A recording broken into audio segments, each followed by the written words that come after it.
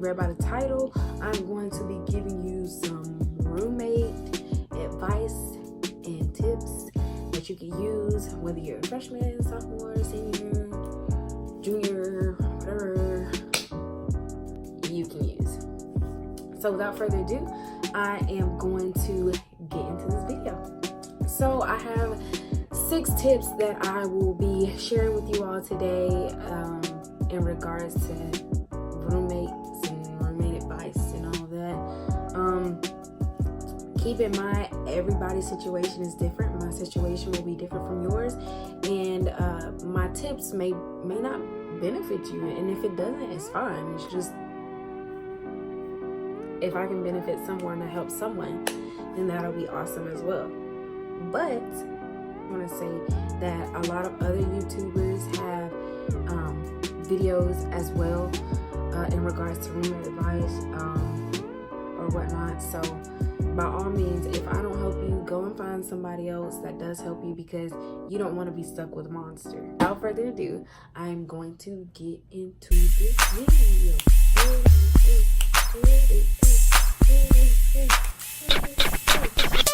Okay, let's go. So, tip number 1 would be to set rules and boundaries.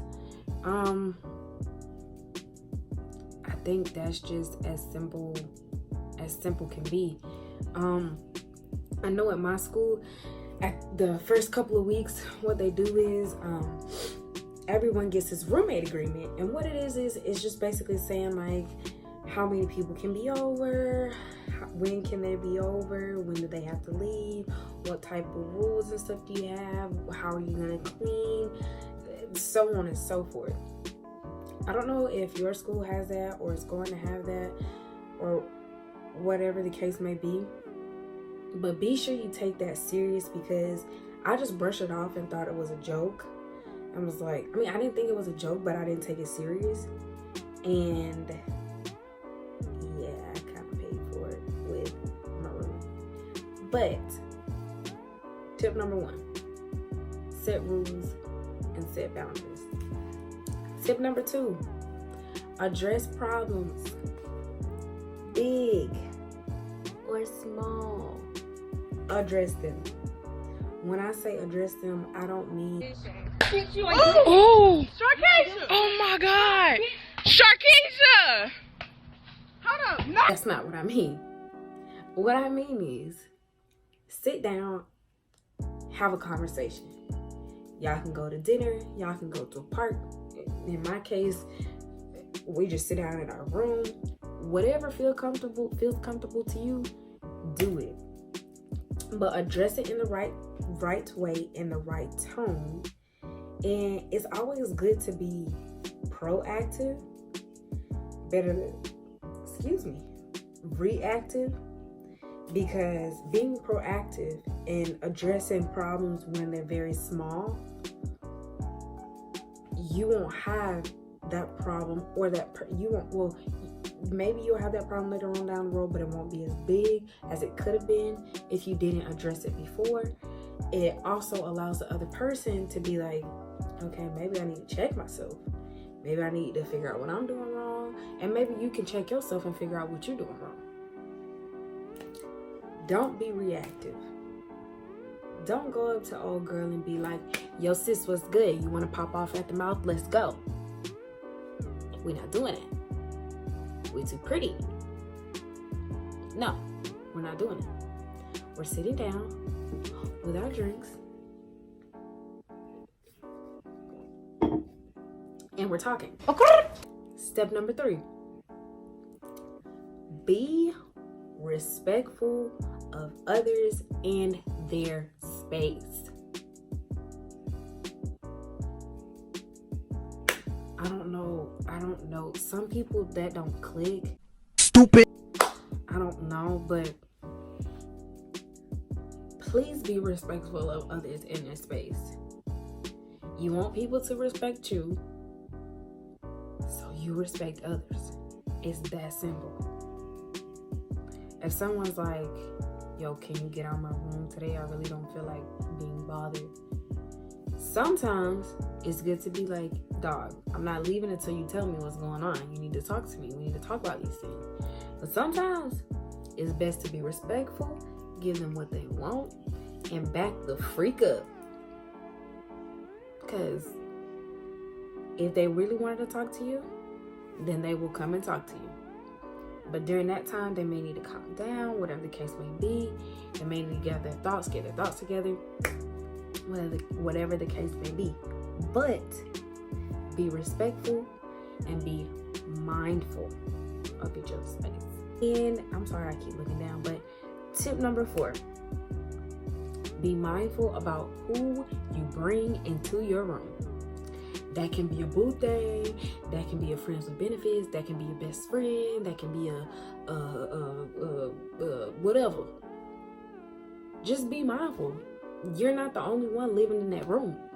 In some cases like mine, I had 3 other people living in my room. In the suite with me, not in my room, but in my suite with me.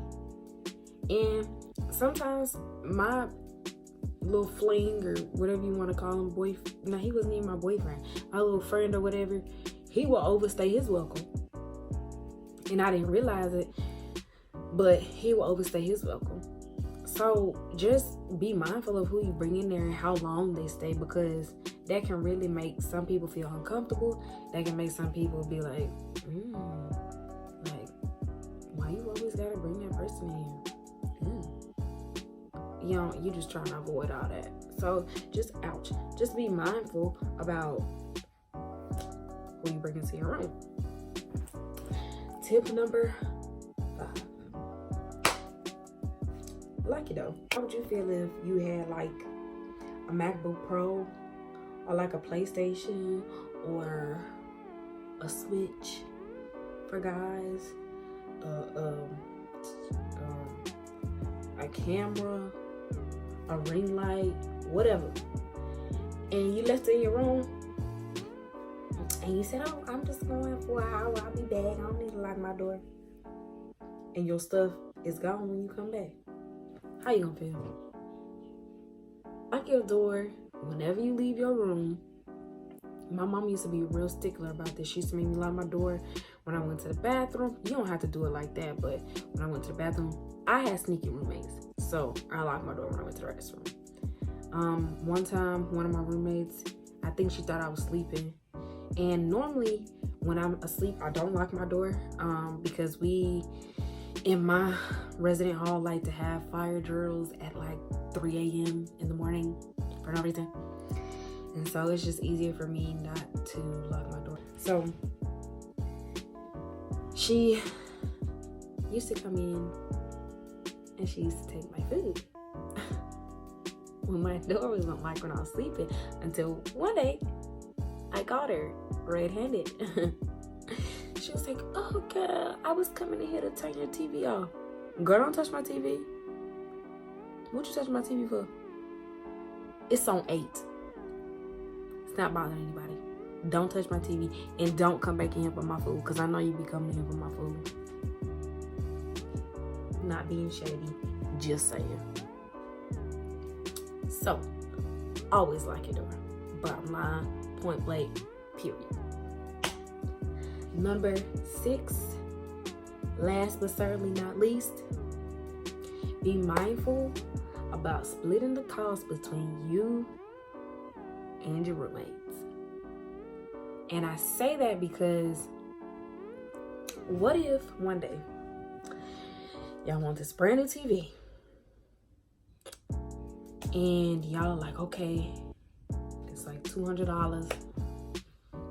You pay $100, I pay $100. Bada boom, bada bang, we knocking this thing out, right? Sorry.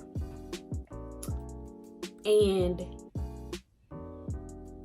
you get ready to go home because it's the end of the year and you can't say unless you're taking summer classes. You get ready to go home and you're like, so I'm taking TV. And your roommate hit you with that, girl, please, we pay half of this.